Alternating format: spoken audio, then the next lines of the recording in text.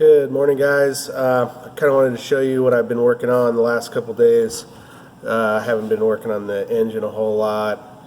Me and my buddy were actually trying to make a mold to do some parts out of carbon fiber.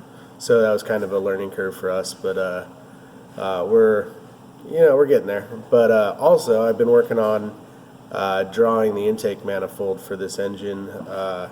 I've got just the lower runners kind of designed at this point. I still need to make like a plenum base and then the plenum. Anyway, I just wanted to show you what I got going on. So these are the runners. Basically, big port, 18T, everything will be O-ringed.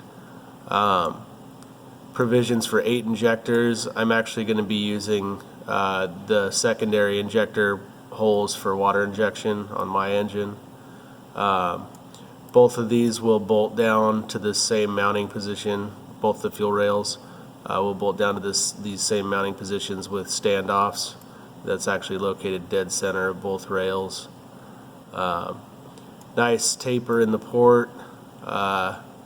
Just a pretty nice design basically for horsepowers.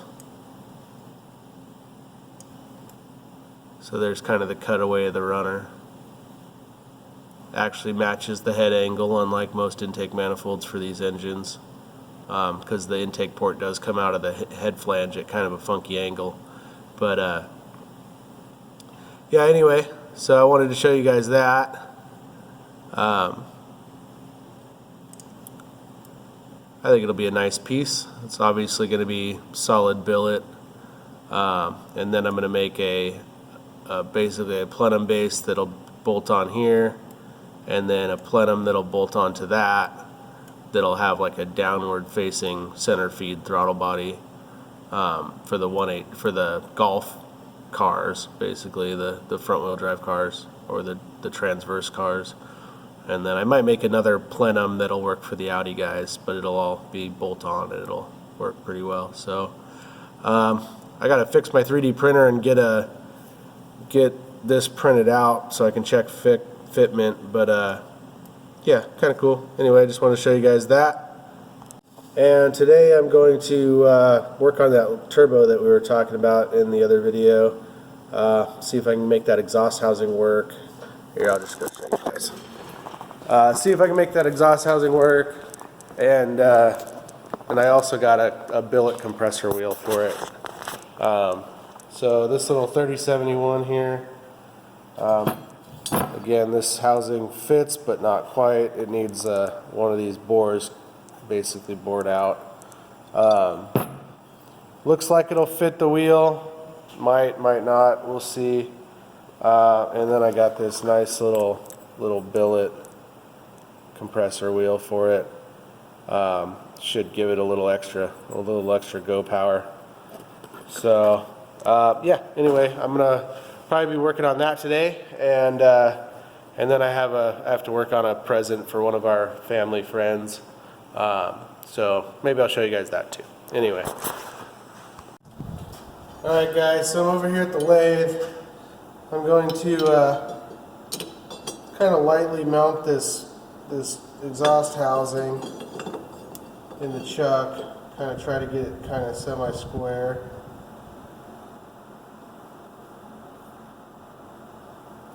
I don't think that's square at all, but we'll fix that. So basically what I'm going to do is I'm going to take my indicator and I'm going to dial in off one of the machine services that are already machined on the housing.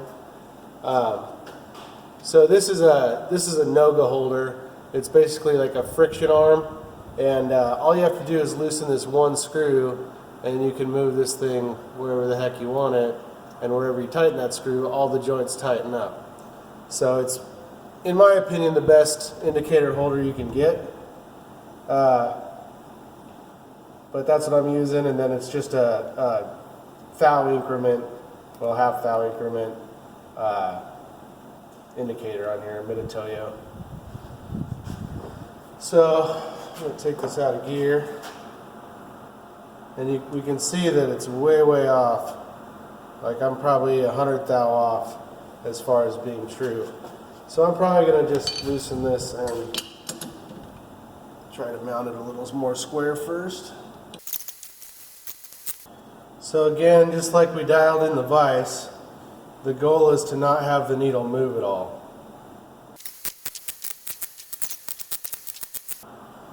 Alright, I think that's about as close as we're going to get. Snug that up real good and double check.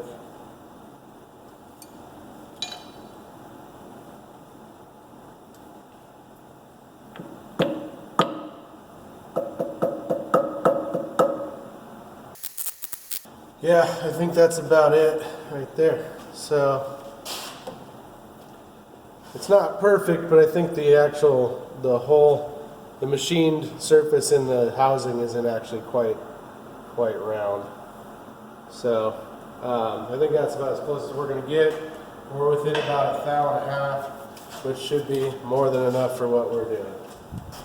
So what I got to do is basically this step in here. I don't know if you guys can see that last step. The other diameters look right, but that last step basically shouldn't be there. So I don't know if there's a slight difference in turbochargers or maybe when they came out, but this one obviously does not fit. So that bore is right. That bore is within 5 thou. It's like 4 thou under this diameter, 3 thou actually. So that one's perfect, and that's the one we need to seat on. So we basically just need to take this inner bore out completely. So that's what I'm going to do. Now this is stainless steel, probably like a 400 series or maybe 300 series.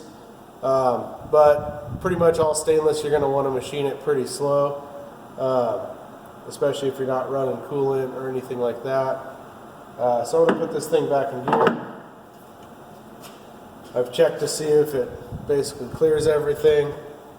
So we'll go in and we'll touch off, and then we'll set our DRO, and then we'll start machining on this thing.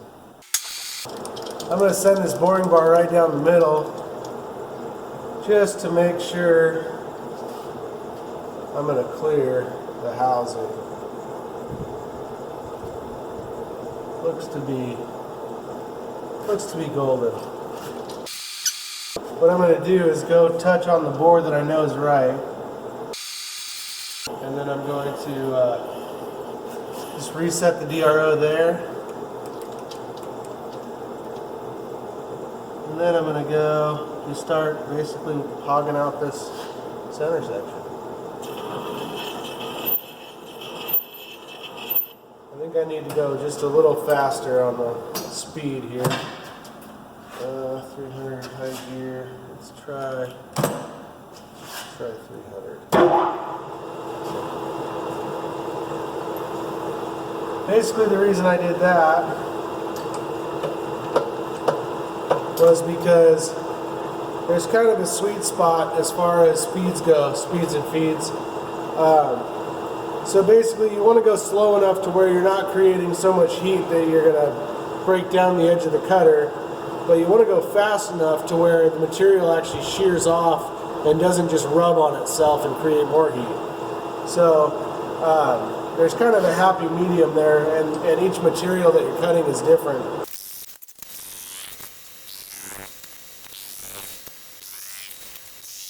I'm going to change this insert and see if this thing will turn any freer here. This looks like a slightly different insert with a different nose radius, so I'm going to have to retouch off on that bore that I want to hit. 14 thou off. So a big difference in just changing an insert.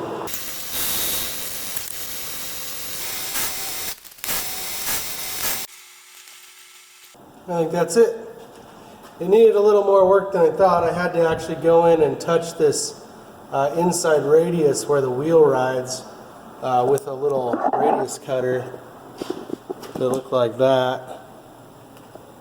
Hopefully you can see that. But I think that's good to go. So I'm going to pull it out and grab my trusty Dremel tool and deburr the crap out of it because it's got burrs hanging out everywhere. Looks pretty good. I think we saved that housing. Alright, on to the next thing. Alright, let's swap out this compressor wheel. This is the way I like to do it because those nuts are typically ground down on the exhaust wheel. So I try to find the two flattest sides of it and I clamp it in a vise. It seems to work good. It also holds the thing from wiggling around and giving you a headache. So this is an 8mm nut. Make sure you take note that these are typically reverse threads. I'm guessing maybe that the reverse rotation turbos are regular threads, but your standard typical turbo is a reverse thread. So make sure you're not tightening it instead of loosening it.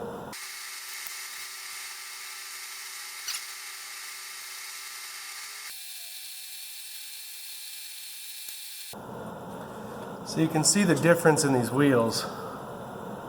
The height is probably 5 or 6 millimeters taller. Obviously the geometry is a little more aggressive. It's got the extended tips on the outside diameter of the compressor wheel. So generally should flow more air. I chose the 6+6 because typically those do a little better at higher flow rates. So you have like the 11 blade standard, kind of they're all the same height, and those are really good for getting boost right away. These flow a little more high end, so basically it should be good for a little more top end power. Since it's a 3071, a really small turbo anyway, I thought that might be a little better idea. So I'm going to go ahead and install this. These are already balanced. You can see the little balance machine marks in there. They already balanced them. So basically just put that on where that one came off. That one's even tighter than the other one, so I'm going to lubricate it a little bit, and I'm going to find something I can softly drive this on with. So it's going, but it's tight. A little concerning. It's definitely not coming back off.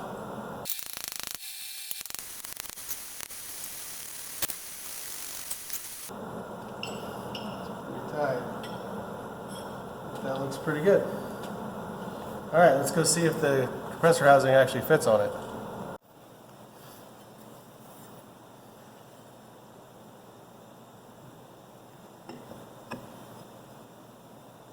Ooh. That's sweet.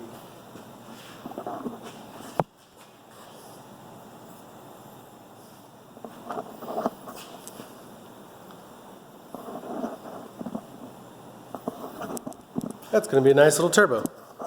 So one last thing I got to do to this turbo is I cut the kind of the outlet off of this compressor housing. It's pretty short. Kind of useless like that. I had an elbow welded onto it and stuff, but you know, this application is going to be different obviously, or whatever. And also I just happen to have some alpha locks laying around, so I'm going to do that. Click. So it's got a ready-made outlet that can be welded onto any kind of charge piping.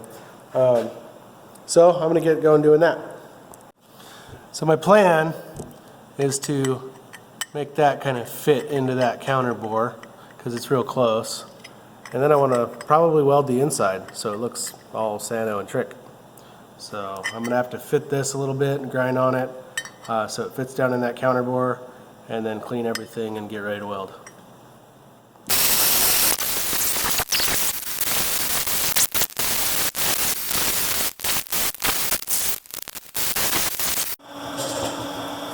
Alright, so I've cleaned all this really good, and I didn't really wipe it down with acetone or anything, but I kind of ground some of the surface away on the inside, and I cleaned it really good with soap and water and some degreaser. And I've made a mark on here to kind of clock where I wanted the pins to locate, so that my logo would be where I wanted it. So when you're welding these to a cast housing like this, it's going to take a lot of heat. So what I'm going to do is I'm just going to tack this in a few spots, and then I'm going to go through and do like a little bit at a time, pretty slowly, because if you overheat these ferrules, you can anneal the aluminum, and then these pins won't hold very well. They'll actually be able to wobble out pretty easily, just because the material will be super soft. So we're going to try to avoid doing that. And so basically I'm using some 3/32, I think it's serrated tungsten, and then just some 50-52, I think it is, I don't know, whatever this alloy is. So I'm just gonna tack this on the inside, hopefully. This is a pretty small coupler to weld on the inside of. Turn my hood up a little bit.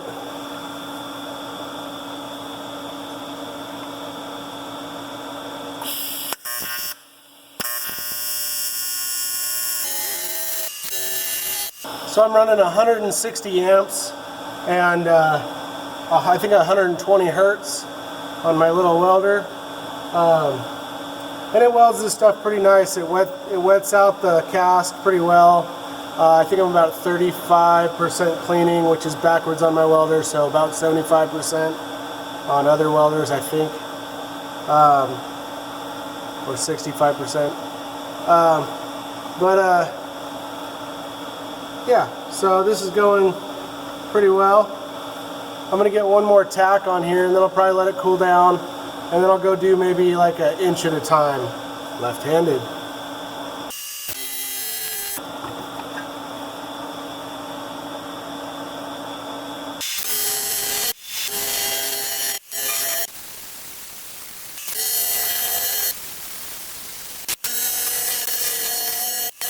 Housing was kind of scooting away from me there.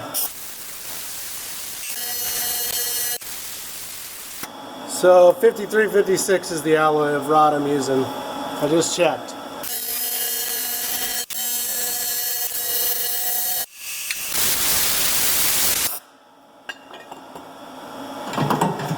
And done.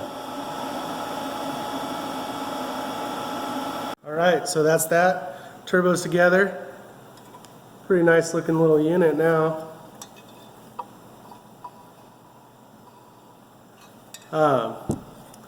Yeah, pretty sweet.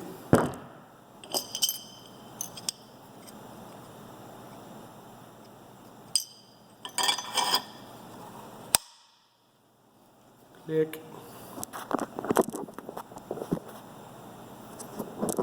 So that's a wrap on that. I did notice that the nut that goes on the front of it actually had a little bit of a grind mark on the side of it, like they balanced it after assembly.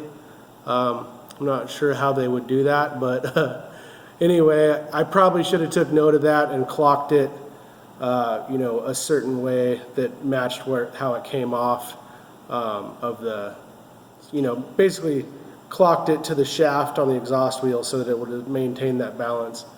But I didn't, so it'd probably be prudent to send this turbo off and get it balanced. But that doesn't matter to me, because after all this, I'm not using this turbo. I actually have another turbo coming in tomorrow that I got a stellar deal on from one of my distributors, and he's helping to support me in kind of doing this stuff. And so I'll show you guys that when it comes in. Pretty cool little unit. I'm pretty excited about it. So I don't know, if anybody wants a turbo to send out and get balanced and use, I think this one will be pretty good. So anyway, that's about it for now. If you guys are liking this stuff, again, subscribe and You know, help me support me doing this stuff, whatever. It's kind of fun. So I don't know. Anyway, I'll see you guys later.